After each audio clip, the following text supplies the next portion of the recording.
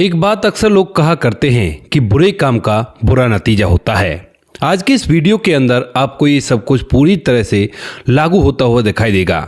यहाँ पर एक महिला गरीबी के चलते अपने सपनों को लेकर शादी करती है, लेकिन शादी के बाद भी जब उसका पति मेहनत मजदूरी करके जीवन व्यतीत कर रहा था तो उसी समय वह एक ऐसा कदम उठाती है जिसके लिए पति मना तो करता है, कहता है कि भाई गलत मत करो, गलत से बहुत ही गलत हो जाएगा, लेकिन पत्नी मानती नहीं है। और जो अंत में उस पत्नी का हश्र होता है उसे देखने के बाद जब पति से पूछा जाता है कि आपकी पत्नी के साथ ऐसा हो गया, आप क्या कहना चाहते हो, तो वह यही बात कहता है कि जैसा इसने किया है उसका फल इसको मिला है, मैंने तो मना किया था।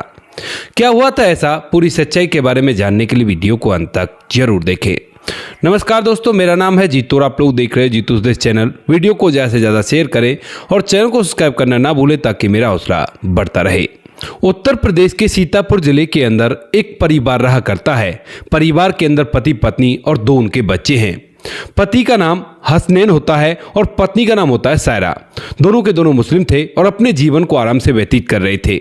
दोनों बच्चों की परवरिश कर रहे थे, लेकिन जो हसनैन होता है वह मेहनत मजदूरी किया करता है और इधर जो सायरा होती है वह अपने सपनों को लेकर जी रही थी। यानी कि सायरा के बारे में आपको बता देता हूँ, सायरा पीछे से एक गरीब परिवार से बिलोंग किया करती है और ये गरीब होने के साथ साथ काफ़ी ज़्यादा इसके सपने होते हैं और सपनों के साथ ही अपनी ज़िंदगी को जिया करती है।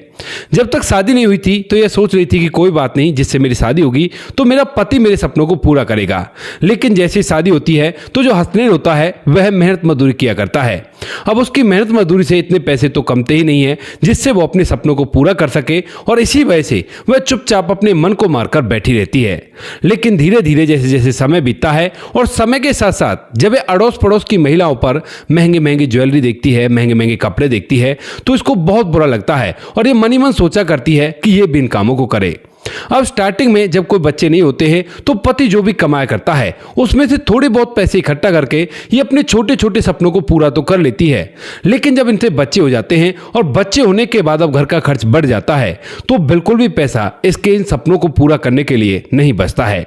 तो इसी वजह से जो पत्नी होती है वह अपने पति से एक शाम कहने लगती है कि देखो बच्चे भी हो गए हैं और घर का खर्च भी काफ़ी ज़्यादा बढ़ गया है, खर्च चलाने में काफ़ी ज़्यादा मुसीबत हो रही है, तो क्यों ना हम लोग लखनऊ चलते हैं। अब इस बात को सुनकर पति को ये बात अच्छी लगती है और वो कहता है कि ठीक है, अगर ऐसी बात है तो लखनऊ चलते हैं, कोई भी दिक्कत नहीं है। पति पत्नी अपने दोनों बच्चों को लेकर पुराने लखनऊ में शिफ्ट हो जाते हैं। वहां पर एक किराए का घर लेते हैं और उसके अंदर रहने लगते हैं। पति वहां पर तो मजदूरी किया करता था, लेकिन यहां पर आने के बाद रिक्शा चलाने लगता है। रिक्शा चलाकर वह पैसा तो फालतू कमाया करता है, लेकिन यहां पर आने के बाद खर्च भी ज़्यादा ही बढ़ जाते हैं क्योंकि अब इन्हें घर का किराया भी देना पड़ता है। तो इसी वजह से जो सायरा होती है वह अपने पति से कहती है कि अगर आप कहो तो मैं ब्यूटी पार्लर में काम कर लेती हूँ। पति भी मना नहीं करता है क्योंकि उसे पता है कि अगर दोनों कमाएंगे तभी बच्चों की परवरिश अच्छी हो पाएगी और हमारे सपने पूरे हो पाएंगे। इसी वजह से पति सायरा से मना नहीं कर पाता है और उससे कह देता है कि ठीक है, तुम जा सकती हो, कोई भी दिक्कत नहीं है। सायरा पासी के एक ब्यूटी पार्लर में जाकर काम करने लगती है। स्टार्टिंग में तो काम सीखती है, लेकिन वहीं पर ब्यूटी पार्लर में काम करते वक्त उसकी एक दोस्त बनती है जिसका नाम होता है साजिया परवीन। साजिया परवीन जो होती है वह उस ब्यूटी पार्लर में काम किया करती है और बड़े टौर शौर में रहा करती है। जैसे देखने से लगता है कि उसके पास ढेर सारा रुपया पैसा है और वह ड्यूटी तो केवल शौक के लिए किया करती है। अब जब सायरा इस चीज को देखती है तो साजिया से बातचीत करने लगती है और एक दिन बैठे बैठे अपनी आंखों में आंसू ले आती है और रोते हुए उसे अपने परिवार की हालत के बारे में बता देती है। कहती है कि इस तरह के शौक मेरा भी मन करता है करने के लिए, लेकिन क्या करूं, दो बच्चे हैं, साथ में हम किराए पर रहा करते हैं, तो अपने शौक तो पूरा करना दूर, हम लोग जैसे तैसे अपना गुजारा ही कर रहे हैं। अब जब साजिया इसकी दोस्त बन चुकी है और वह इसको रोते हुए देखती है तो पहले तो इसे चुप कराती है और कहती है, देख अगर तुझे अपने शौक पूरे करने हैं तो एक काम करना होगा, अगर उस काम को तू करेगी तो मेरी तरह अपने शौक पूरे कर पाएगी।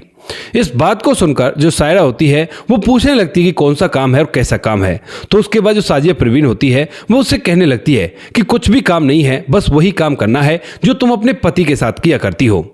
इस बात को सुनकर जो सायरा होती है वो थोड़ी देर तक सोचती है और सोचने के बाद कहने लगती है कि इसमें कोई खतरा तो नहीं है। तो उसके बाद साजिया कहती है कि तुम चिंता क्यों करती हो, जब तुम मेरे साथ मिलकर काम करोगी तो कोई भी खतरा नहीं होगा। इसके बाद जो सायरा होती है वो थोड़ी देर तक इस बारे में सोचती है और फिर इसे लगता है कि बचपन से ये उम्र आ गई है, लेकिन अभी तक कोई भी मेरे सपने पूरे नहीं हुए हैं और इस काम से ही सपने पूरे हो सकते हैं। तो इसीलिए वह उससे हाथ मिलाती है और उसके साथ इस गलत धंधे में उतर जाती है। जो सायरा होती है वह उसके साथ मिलकर पहले तो काम करती है, लेकिन धीरे धीरे करके वो इस काम में काफ़ी ज़्यादा एक्सपर्ट हो जाती है और बहुत सारा रुपया पैसा कमाने लगती है। जब वह ज़्यादा रुपया पैसा कमाती है तो अपने लिए अच्छी अच्छी शॉपिंग भी करती है, बहुत महंगे महंगे सामान खरीदती है। और जैसे ही पति ये देखता है कि उसकी पत्नी बहुत काफ़ी ज़्यादा महंगे सामान खरीद रही है तो उसे शक तो होता है, लेकिन जब वह सायरा से बात करता है, पूछता है कि ये सामान कहाँ से आए, तो वह कहती है कि मैं ब्यूटी पार्लर में काम किया करती हूँ ना, तो वहीं से पैसे मिल जाते हैं। क्योंकि कई बार तो ये रात रात को भी घर से बाहर रहा करती थी, कहा करती थी कि दुल्हनों को तैयार करना है तो इसीलिए बाहर तो रहना ही होगा। अब इस बात को सुनकर पहले तो ये ऐसे ही सोचता है कि कोई बात नहीं, हो सकता है ब्यूटी पार्लर से कमा रही हो, लेकिन उसके बाद इसके शौक और भी ज्यादा बड़े हो जाते हैं और भी ज्यादा महंगे महंगे सामान जब ये खरीदने लगती है तो पति को और भी ज्यादा शक होता है। और इस शक के चलते जब ये दोबारा से पूछता है तो फिर से यही कहती है, लेकिन इस बार जो पति होता है वह इस पर विश्वास न करके इधर उधर उसके बारे में पता लगाने लगता है। और पता लगाने से उसे पता चल जाता है क्योंकि सायरा अब तक बहुत बड़ा काम करने लगी थी और वो भी खुद के दम पर। उसने उसका साथ तो छोड़ दिया था, जो साजिया प्रवीण थी खुद से इस काम को किया करती, अपने कॉन्टेक्ट में लड़कियां रखा करती जिस तरह से वो किया करती, और उनकी मीटिंग अमीर अमीर ग्राहकों से करवाया करती। आसपास के काफी लोग इसके बारे में जाना पहचाना करते थे। और जैसे ही पति को ये सारी हकीकत पता चलती है तो उसके बाद वह पत्नी को समझाने की कोशिश करता है और कहता है कि देखो ये सब मत करो, हमारे 2 बच्चे हैं, अपने 2 बच्चों के साथ जीवन को अच्छी तरह से व्यतीत करेंगे। लेकिन पत्नी मानती नहीं है, कहती है कि देखो जिंदगी मैंने गरीबी में काटी है और मैं गरीब मरना नहीं चाहती, मैं अपनी जिंदगी को अच्छी तरह से जीना चाहती हूं। अगर तुम्हें ये सब कुछ अच्छा नहीं लग रहा तो तुम जा सकते हो, तुमसे कोई नहीं कह रहा मेरे साथ रहने के लिए। इस बात को सुनकर जो पति होता है वह कह देता है कि ठीक है, अगर ऐसी बात है तो मैं तुम्हें छोड़कर जा रहा हूं और अपने जीवन को व्यतीत कर लेना। इस बात को सुनकर जो सायरा होती है वो कहती है कि ठीक है चले जाओ, कोई भी दिक्कत नहीं है। अब पति को तो ये लग रहा था कि जब मैं इसे छोड़कर चला जाऊंगा तो उसके बाद अकेलापन इसे कचोटने लगेगा और ये मेरे पास आ जाएगी, लेकिन शायद पति यहां पर गलत था। पत्नी अपनी जिंदगी को अकेले व्यतीत करने लगती है और अब जब पति यहां से चला गया है तो उसके बाद जब बच्चे स्कूल चले जाते हैं तो वह घर के अंदर ही अपने क्लाइंटों को बुलाने लगती है और धीरे धीरे समय बीतता है। समय के साथ साथ ये अपने कदम और आगे बढ़ाती है और अब जीवन को और भी अच्छी तरह से जीने लगती है। यहां तक कि उसने लखनऊ के अंदर ही एक इलाके में अपना एक घर ले लिया है और उस घर के अंदर एक दूसरे व्यक्ति से शादी करके रहा करती है। दूसरे व्यक्ति का नाम होता है लाल बहादुर। लाल बहादुर जो पहले तो इसका कस्टमर था, लेकिन धीरे धीरे दोनों की एक दूसरे से नजदीकियां बढ़ जाती हैं और नजदीकियां बढ़ने के बाद ये दोनों एक दूसरे से शादी कर लेते हैं। शादी करने के बाद अब ये अपने दोनों बच्चों और अपने नए पति के साथ उस घर के अंदर शिफ्ट हो जाती है जो इसने नया बनवाया है और काफी ज्यादा महंगा मकान है। वहां पर जाने के बाद वैसे तो ये मुस्लिम है, लेकिन हिंदू रीति रिवाज के हिसाब से पूजा पाठ करने लगती है और अड़ोस पड़ोस वालों को दिखाया करती है कि ये तो काफी पूजा पाठ वाली है और काफी ज्यादा चरित्रवान है। इसका कारण यह भी था दोस्तों क्योंकि उसके बच्चे बड़े हो रहे थे और वह नहीं चाहती थी किसी भी तरह से कि उसके बच्चों को उसके काले कारनामों के बारे में कुछ भी पता चले। हालांकि उसके पति को पता था, लेकिन वह चुपचाप रहता है क्योंकि वह उससे शादी कर चुका था और शादी से पहले वो ये काम किया करती थी। शायद उसने बोल दिया हो कि मैं ये काम बाद में भी नहीं छोड़ूंगी। अब धीरे धीरे समय बीतता और समय के साथ साथ समय आ जाता है 15 जून का। 15 जून रात को लगभग 8 बजे, यानी कि रात के 8 बजे जब उसका पति और उसका बेटा मार्केट गए हुए थे किसी काम के लिए, घर के अंदर पत्नी और बेटी थी, यानी कि साजिया और उसकी बेटी थी। और जैसे ही रात के 8 बजते हैं तो अचानक से इनके दरवाजे पर दस्तक होती है और जैसे ही साजिया जाकर दरवाजा खोलती है तो सामने 2 व्यक्ति खड़े हुए थे जिनको साजिया अच्छी तरह से पहचाना करती थी, लेकिन वह उनसे कुछ बात कर पाती उससे पहले ही उनमें से एक व्यक्ति अपने पास से एक हथियार निकालता है और उस हथियार से साजिया को इस दुनिया से विदा कर देता है। 2 गोलियां चलती हैं और 2 गोलियां चलने की वजह से साजिया जो होती है वो जमीन पर धड़ाम से गिर जाती है। बेटी जो होती है वह किचन में काम कर रही थी और जैसे वो बाहर आकर देखती है तो उनकी तरफ देख ही रही थी, लेकिन इतनी देर में वही व्यक्ति उस हथियार से एक गोली उसके ऊपर भी चला देता है और वह भी धराशायी होकर गिर जाती है। वो लोग यहां से साजिया के जो गहने उसने पहन रखे थे उन सभी गहनों को उतारते हैं और उतारने के बाद अपनी बाइक को लेकर फुर्ती से फरार हो जाते हैं। अड़ोस पड़ोस के लोग इतने वहां पर पहुंचते उससे पहले वो लोग जा चुके थे और इसके बाद पुलिस आती है। पुलिस आने के बाद सब कुछ देखती है और देखने के बाद उन्हें मामला लूटपाट का ही लगता है। दोनों बॉडीज को पोस्टमार्टम के लिए भेजा जाता है और उसके बाद जब पुलिस जांच पड़ताल करती है, इधर उधर के सीसीटीवी कैमरों को खंगालती है, तो एक कैमरे में उन्हें वो दोनों लोग मिल जाते हैं। दोनों के चेहरे ठीक ठाक से दिखाई दे रहे थे और जब इन चेहरों को उसके पति और उसके बेटे को दिखाया जाता है, यानी साजिया का पति जिसका नाम लाल बहादुर होता है और उसके बेटे को दिखाए जाते हैं, तो जो बेटा होता है वह उस फोटो में देखकर एक व्यक्ति को पहचान लेता है और कहता है कि साहब इसे मैं जानता हूं, इसका नाम हरिओम है और ये मम्मी के एक फ्रेंड का पति है। अब इसके बाद जो पुलिस वाले होते हैं जो बेटे के कहे अनुसार उस जगह पर जाते हैं जहां पर हरिओम रहा करता था अपनी पत्नी के साथ, तो दरवाजा खटखटाते ही एक महिला दरवाजा खोलती है जो कि देखने में मुस्लिम लग रही थी और जिसका नाम होता है फिरोजा। अब जैसे पुलिस वाले फिरोजा को देखते हैं तो सोचने लगते हैं कि ये फिरोजा और इसका पति हरिओम बता रहे हैं, कहीं हम लोग गलत एड्रेस पर तो नहीं आ गए। लेकिन फिर भी पुलिस वाले जब पूछते हैं कि हरिओम को आप जानती हो, तो वो कहती है कि हाँ साहब मैं जानती हूँ, हरिओम मेरा पति है। इस बात को सुनकर पुलिस वाले कंफ्यूज होते हैं और उससे पूछने लगते हैं कि ऐसा कैसे, तुम एक मुस्लिम हो और तुम्हारा पति हिंदू है। तो उसके बाद वो बताती है कि साहब हम दोनों ने लव मैरिज की है। हरिओम जो था उसकी एक पहले शादी हुई थी एक सुनीता नाम की लड़की से, लेकिन उसके बाद उसने मुझसे शादी कर ली। अब ये बात जैसे उसकी पत्नी को पता चलती है तो उसके बाद उसकी जो पहली पत्नी थी सुनीता, वह उस पर केस डाल देती है और इसके बाद वह दोबारा से उसे जाकर समझाने बुझाने लगता है। लेकिन समझाने बुझाने के दौरान ही उसके हाथों वह इस दुनिया को छोड़कर चली जाती है और उसके लिए उसे 7 साल की सजा होती है। लेकिन अभी वह बेल पर बाहर है और मेरे साथ ही रह रहा है। हमारे 2 बच्चे हैं और उन दोनों बच्चों के साथ अपने जीवन को व्यतीत कर रहे हैं। दरअसल यहाँ पर जो पत्नी होती है जिसका नाम फिरोजा होता है, उसकी 2 बेटियां होती हैं और दोनों बेटियां जवान हो चुकी हैं।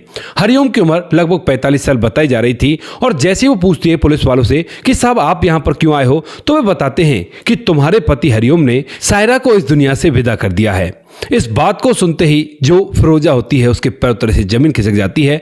वह कहती है कि साहब सायरा तो मेरी दोस्त थी और उसने उसे इस दुनिया से विदा क्यों कर दिया। तो पुलिस वाले कहते हैं कि चिंता मत करो, हम इस बात का पता भी लगा लेंगे, आप बस ये बताओ कि वो कहाँ है फिलहाल। तो वह कहती है कि पता नहीं, यहाँ से तो 2 दिन के गायब है, उनका फोन भी बंद आ रहा है। इस बात को सुनकर पुलिस वाले समझ जाते हैं कि वह फरार हो चुका है और इसकी पूरी जन्म कुंडली उनके सामने थी। वो लोग इस बात को क्रॉस चेक भी करते हैं और वो सारी बातें सही पाती हैं जो कि फिरोजा बता रही थी। तो इसका मतलब फिरोजा को नहीं पता है कि उसका पति कहाँ है और इसी वजह से अब पुलिस वाले उसे इधर उधर चारों तरफ ढूंढने लगते हैं। ढूंढने से लगभग 2 से ढाई महीने में वह पकड़ में भी आ जाता है 22 अगस्त को। और 22 अगस्त को जब पुलिस वाले उसे पकड़ते हैं तो यहां पर वह पूरी कहानी बताता है। कहता है कि साहब मैं इस तरह से उससे शादी कर चुका था और शादी करने के बाद जब मैं अपनी बेटियों के साथ रहा करता था और ये सायरा उसके पास मिलने के लिए आया करती थी या मेरी पत्नी सायरा से मिलने के लिए जाया करती थी, तो मुझे डर लगता था कि कहीं ऐसा ना हो कि ये जो गलत काम किया करते हैं उस गलत काम में मेरी बेटियों को भी ना धकेल दे। हालांकि जो मेरी पत्नी है वो तो मेरे कहे से रुक जाती है, जब मेरी उससे शादी होती है तो उसके बाद वह गलत काम नहीं किया करती है, लेकिन जो सायरा है वह अब भी गलत काम किया करती है और मुझे डर होता है कि मेरी बेटियां जवान हो रही हैं और जवानी की दहलीज पर ऐसी गलतियां हो जाया करती हैं। तो इसी वजह से मैं अपनी पत्नी फिरोजा से कहता हूं कि तुम सायरा के साथ रहना बंद कर दो, लेकिन वो मेरी नहीं मानती है। उसके बाद मैं सायरा को भी समझाता हूं और वो भी मना कर देती, कहती है कि अपनी पत्नी को रोक लो, मुझसे तुम क्यों कह रहे हो ये बात। इसके बाद मुझे बहुत ही बुरा लगता है और मेरा डर कुछ इस कदर बढ़ जाता है कि उसके बाद मुझे यही सही लगता है और मैं अपने एक दोस्त आमिर को मिलाकर उसके साथ सायरा को इस दुनिया से विदा कर देता हूं। अब पुलिस वाले कहने लगते हैं कि ठीक है, वो उससे तो तुम्हें ये डर था, लेकिन उसकी बेटी से क्या डर था। तो वह कहने लगता है कि साहब उसके साथ मैं कुछ नहीं करना चाहता था, लेकिन जब मैंने उसकी मां को इस दुनिया से विदा किया तो उसी समय उसकी बेटी किचन से बाहर आ गई और वो मुझे अच्छी तरह से जाना पहचाना करती थी क्योंकि हमारे घर तक के संबंध थे। तो इसी वजह से मैंने सोचा कि अगर इसको छोड़ दिया तो ये पुलिस को बता देगी और मैं दोबारा से जेल चला जाऊंगा। मैं दोबारा से जेल नहीं जाना चाहता था और इसी वजह से मैंने उसको भी इस दुनिया से विदा कर दिया। यह बात सुनकर पुलिस वाले भी दंग रह जाते हैं और यह बात जैसे ही उसके पहले पति हसनैन अली के पास पहुंचती है तो हसनैन अली भी कहता है कि मैंने तो पहले ही कहा था, काफी समझाया था, लेकिन वो नहीं मानी, तो अब उसे अपने कर्मों का फल मिला है, साथ में मेरी बेटी की जिंदगी भी खत्म हो गई। पुलिस वालों ने हरिओम और आमिर दोनों को पकड़ लिया है और पकड़ने के बाद उन्हें सलाखों के पीछे कर दिया है, उन पर कार्रवाई चल रही है। बाकी आप लोग इस कहानी के बारे में जो कुछ भी कहना चाहते हो अपनी राय कमेंट सेक्शन में लिख सकते हो, लोगों के साथ शेयर कर सकते हो। वीडियो अगर अच्छी लगी हो तो वीडियो को लाइक और चैनल को सब्सक्राइब करें ताकि हमें थोड़ा सा हौसला मिल सके आप लोगों के लिए ऐसी अच्छी वीडियो बनाने के लिए। इन कहानियों को सुनाने का उद्देश्य किसी को परेशान करना बिल्कुल भी नहीं है। ये कहानी आपको इसलिए सुनाई जाती है ताकि आप लोग इन कहानियों में से कुछ ना कुछ सीख सको और अपने जीवन में उस चीज़ को अप्लाई कर सको। अब बारी आती है हमारे कुछ प्यारे सब्सक्राइबर की जो हमारी वीडियोज़ पर बहुत अच्छे अच्छे कमेंट भेजा करते हैं और जिनके कमेंट देखने के बाद हमें बहुत ज़्यादा मोटिवेशन मिला करता है। हमारे साथ राम गोसाई जी हैं, लिखते हैं कि शानदार। तो राम गोसाई जी आपका तहे दिल से धन्यवाद। समरस जी भी कमेंट करते हैं, समरस जी आपका भी तहे दिल से धन्यवाद। ओम प्रकाश जी भी कमेंट करते हैं, तो ओम प्रकाश जी आपका भी तहे दिल से धन्यवाद। मोनू जैन जी हैं, मोनू जैन जी आपका भी तहे दिल से धन्यवाद। समाधान पाटिल जी हैं, साथ में हमारे साथ राम बहादुर थापा जी हैं। आप सभी का तहे दिल से धन्यवाद। बाकी जो लोग रह गए हैं वो लोग बुरा ना माने, आने वाली किसी वीडियो में आप लोगों के नाम भी आ जाएंगे। आप लोग इसी तरह से हमें सपोर्ट करते रहिए और हम आपके लिए ऐसे वीडियो लाते रहेंगे। मिलते हैं किसी नेक्स्ट वीडियो नए टॉपिक के साथ। तब तक के लिए जय हिंद, जय भारत, जय हिंदुस्तान।